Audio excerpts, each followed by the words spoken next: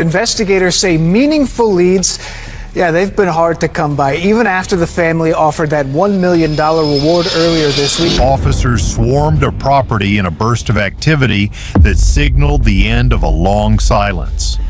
Nancy Guthrie had been gone for far too long, and the clock was ticking.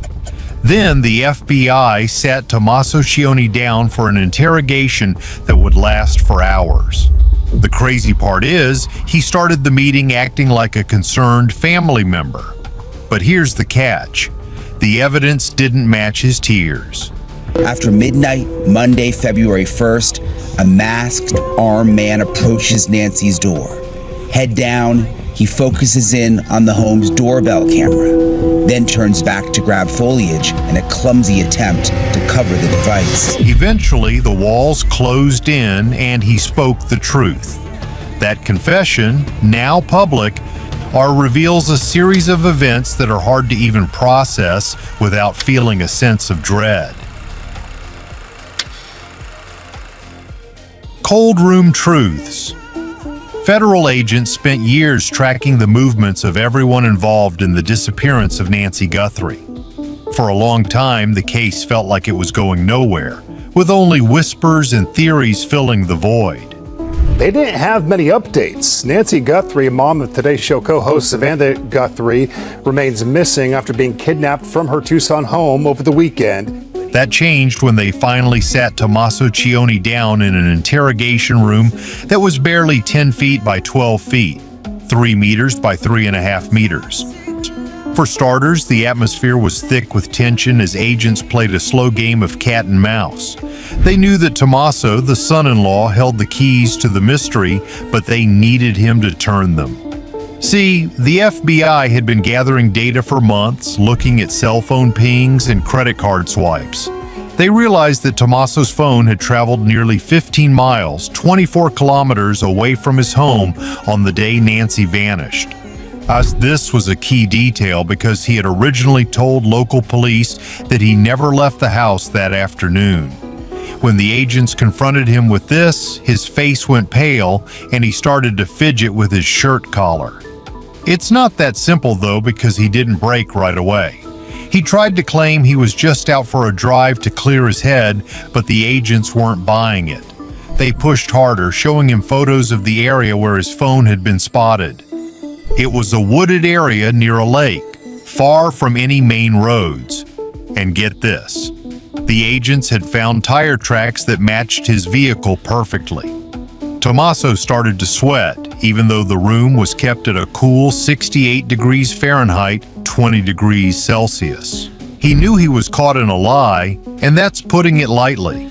The interrogation went on for over 6 hours, with the agents refusing to give him an inch of breathing room. Basically, they were waiting for him to make one big mistake, where they talked about Nancy as if she were still around, asking him what she would think of him sitting there. This psychological pressure is a classic tactic, and it worked like a charm. Tommaso's voice began to crack as he realized his story about being a concerned son-in-law was falling apart.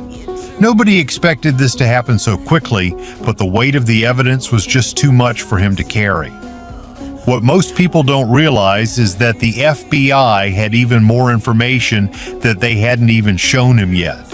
The pressure was reaching a boiling point, and everyone watching from behind the glass knew something was about to give. Tommaso asked for a glass of water, his hand shaking so much that he spilled half of it on the table. He looked at the camera in the corner of the room and then back at the agents. It was clear that the secret he had been keeping was eating him alive from the inside out. Could the truth about Nancy be hidden in the very words he was about to speak? The day Nancy Guthrie went missing started like any other Friday. She had plans to meet friends for lunch, but she never showed up. For hours, her family tried to reach her, but her phone went straight to voicemail. By 8 o'clock in the evening, the worry had turned into full-blown panic. This is where the story gets complicated because Tommaso was the last person to see her alive at her home. He claimed she was in good spirits and had simply mentioned going out for a few errands. But here's the catch. Her car was still in the driveway and her purse was sitting on the kitchen counter. People don't just walk away from their lives without their keys and money. For starters, the local police treated it as a missing person case, but the FBI was called in when they realized there were signs of a struggle in the hallway. There were scuff marks on the floor that indicated someone had been dragged nearly 6 feet, 2 meters, toward the back door. Tommaso tried to explain these marks away by saying he had been moving furniture earlier that week.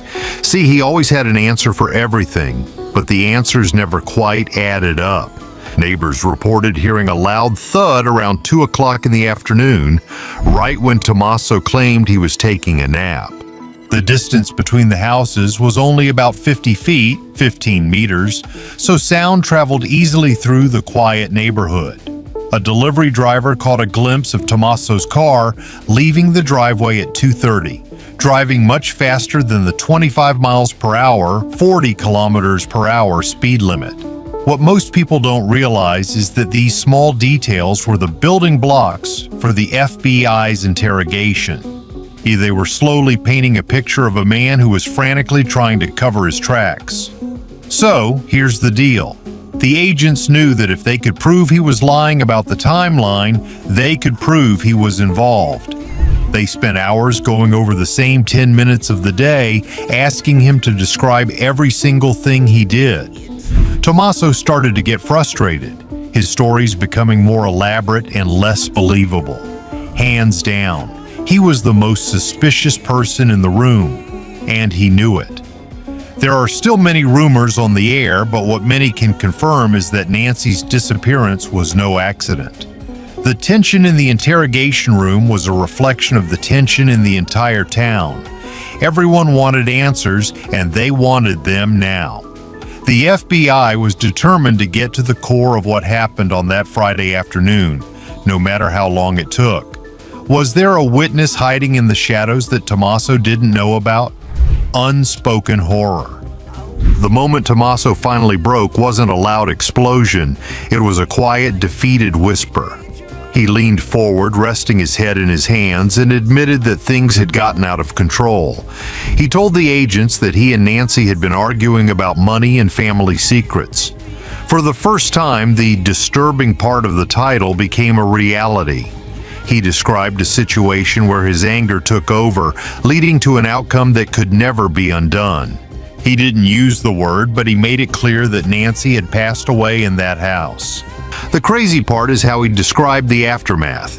He claimed he panicked and spent the next 3 hours cleaning the house with industrial-strength chemicals.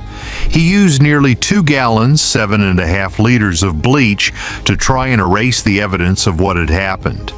This is a key detail because the FBI had found trace amounts of those chemicals during their search, even though the house looked spotless. He didn't just stop at cleaning. He confessed to moving her body to a location nearly 20 miles, 32 kilometers away. He chose a spot that was so remote he thought nobody would ever find her. He talked about the drive in the middle of the night, staying off the main highways to avoid traffic cameras. He was calculating even in his state of panic, which made the confession even more unsettling for the agents to hear.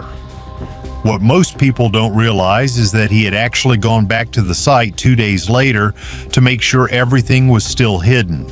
He was obsessed with the idea of not getting caught. It's not that simple though, because his conscience was starting to fail him. He told the agents that he kept seeing Nancy's face every time he closed his eyes. This wasn't out of remorse necessarily, but out of fear of the consequences.